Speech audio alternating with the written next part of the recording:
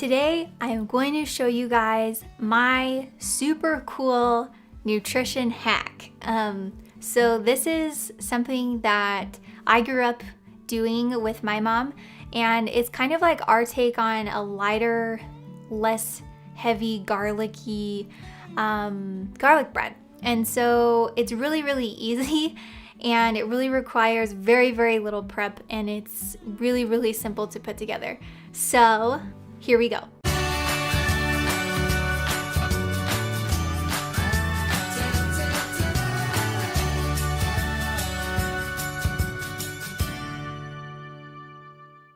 I use garlic powder. You can also use garlic salt. I like parsley. You can also use any kind of Italian blend spice mix. And then whatever kind of butter or margarine or light butter you like using. My very favorite is this Land O'Lakes light butter. They replace some of the normal saturated fat with canola oil, which is high in healthy oils that I want to have in my diet. And you still get the same look and feel and a lot of the same taste as normal butter, and so that's what we like using. So you're just gonna first spoon some of the butter or margarine or whatever you're using into a little bowl like this, and it really depends on how much of the bread you're gonna be eating. So I'm gonna actually cook it all tonight for me and my family, but if you're in a home where you're not gonna eat all this in one sitting, you can easily cut it in half and just do a little bit.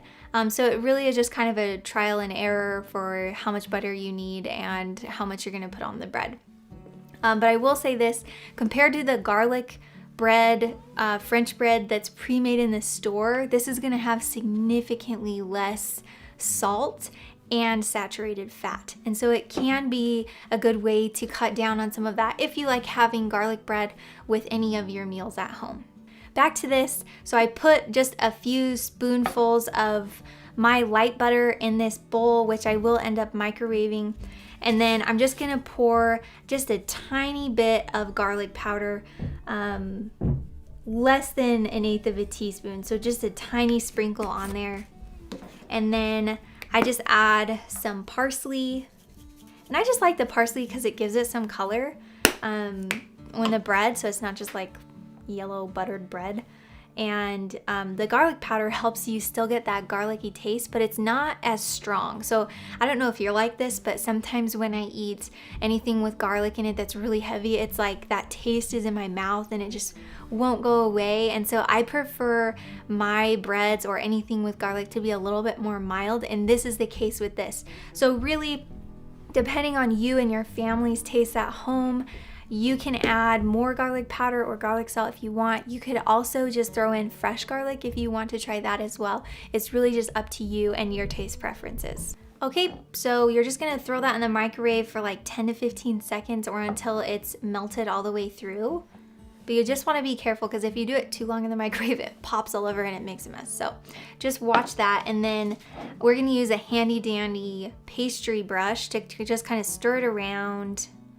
And then that's all ready to go. If you don't have a pastry brush, that's just fine. You can use a spoon or a knife to spread the butter a little bit. So I'm just gonna take my French bread, which my store that day only had white French bread, but if there's ever a whole wheat option, I would probably personally go with that just because it's an easy way to get whole grains, and I'm adding some of the fat and salt to the bread, which makes it have more flavor. So it might be more appealing or taste better to some people, especially if you have picky whole grain eaters in your house.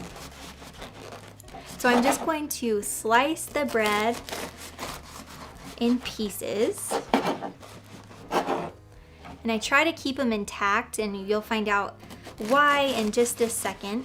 And like I said, like today I'm cooking all of the bread, but in some days we're only a family of 3 at our house, and so we don't typically go through a whole loaf of bread, and so I'll just cut it in half and then freeze the rest of it and save it for another day. And especially where I'm going to be